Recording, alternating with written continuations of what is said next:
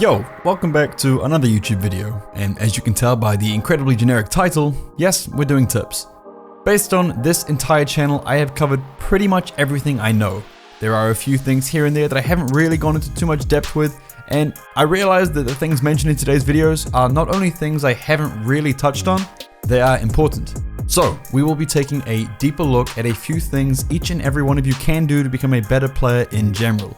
Also, a fun little fact that I found out very recently, last month my channel got 1.4 million views, which is kinda sick, and out of those, 1.1 million were unsubscribed views. So, if you're watching now and you're one of those people that watches a bunch of my videos, YouTube might just recommend my channel when I upload anything without you actually being subscribed because it knows you watch the content. So, if you aren't subbed and you would like to be, I would also like that too. Anyway, the first thing I want to cover today is something that every single one of us does, but a lot of you probably won't realize you are doing. While you're playing, you will often have a tendency to turn off your brain. And this isn't in a way that some players say, oh, I just turn off my brain and I ball chase everything and it works. Instead, I'm talking about going into autopilot.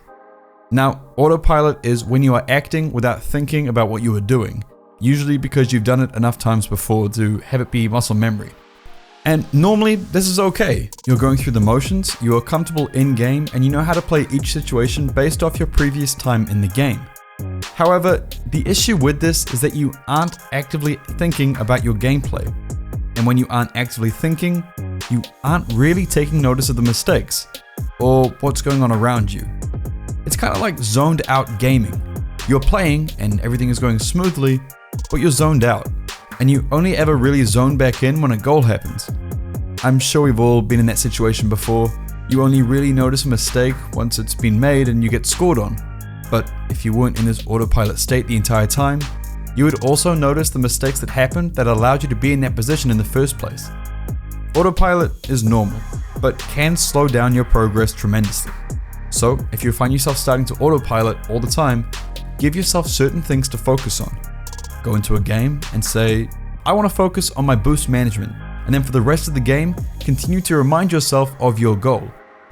Point out in your gameplay what's happening and when you're making mistakes around your goal, for example, when you run out of boost for a period of time.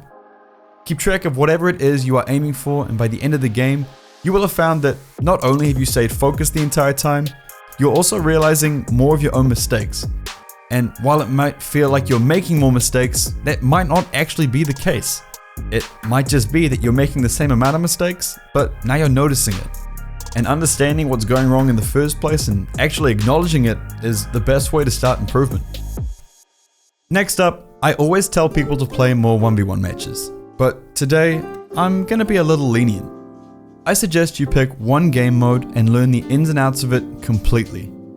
Everyone has a game mode they prefer. I enjoy twos more than anything. This is probably the same for a lot of people. So what I do when I play is I set myself a goal for twos, and then I only play twos until I hit that goal. You should try the same. If you're gold, decide that you only want to play twos until you reach plat.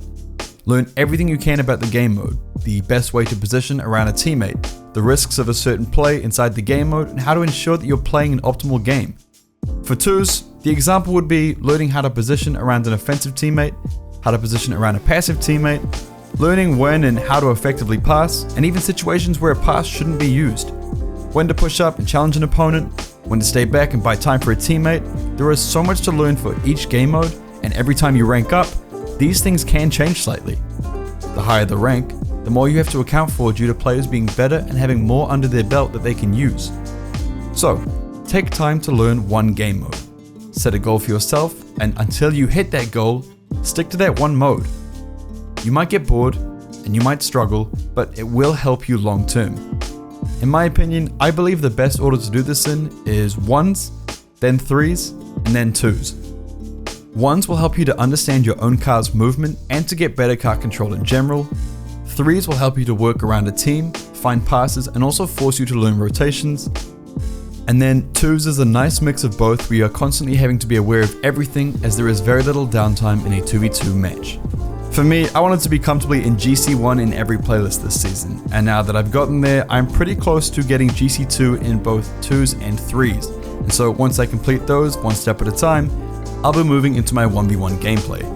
Now, yes, obviously this kind of style of playing where you just play one game mode over and over again, it's not for everyone, and some people might say that you're kind of limiting yourself because you're just playing the one and you're not really focusing on the either team play when it comes to if you're just playing 1v1s, or you're not focusing on the sole control of your car if you're playing a team-based game. But it is something you can try out. Understandably, if you do get bored, feel free to switch away, but understanding one game mode, getting it completely under your belt for the rank you're at, and then moving on to a different one can be the way you keep your morale high. If you're having a bad streak and you feel like you're not playing very well, go back to the game mode you know more about, the one you seem more comfortable in, and the one you seem to win more of your matches in, and maybe you can lift your morale a little bit higher. After all, Rocket League is incredibly mentality based, and so giving yourself any advantage you can, whether that's just in a comfort pick of whatever game mode you're playing, or just understanding that you know more about a 2v2 scenario than you do a 1v1 scenario, can just make your ranked sessions feel a little bit better and feel like you're improving that little bit more. Lastly, the third thing you can do to be a better player is to play passively and smarter. Now, this might seem a little bit odd to some of you, so I'll explain. A lot of the time, people like to play fast and aggressive. This is because the style of play is very rewarding if you're a mechanical player, and everyone wants to be a mechanical player. But this often does lead to those glory goals that everyone wants. But what this also does is often put your teammates in a bad situation. You spend your time pushing everything and challenging everything, and unless you have the mechanics and car control to get back quick enough to help your team out, you're going to be putting them in a 2v1 or a 3v2 situation. Basically, you're putting them at a disadvantage. Now, this is not always the case, obviously, but what I suggest, and what I have suggested to people that I've spoken to about this in the past, is to just play much more passive and play a safer game. No need to rush, no need to go for anything risky.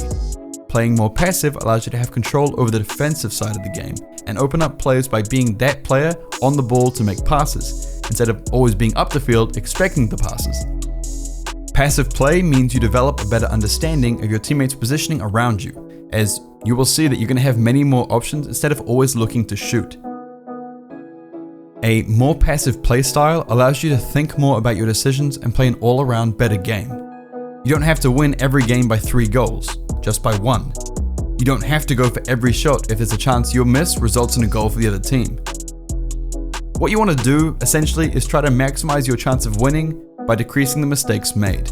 And the easiest way of doing that is to slow yourself down and take it easy. Take Flakes for example. Yes, the dude is obviously very skilled, but he knows he doesn't have to flex that every time he gets the ball.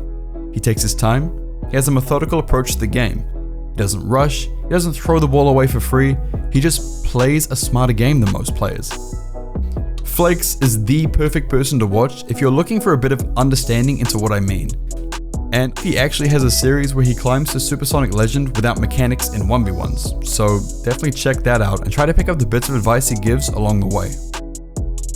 Now, the 3 things mentioned in this video aren't the only ways to get better, obviously, but they are some things you should definitely try if you're feeling stuck in your gameplay, or feel as if you're getting better without results to show for it.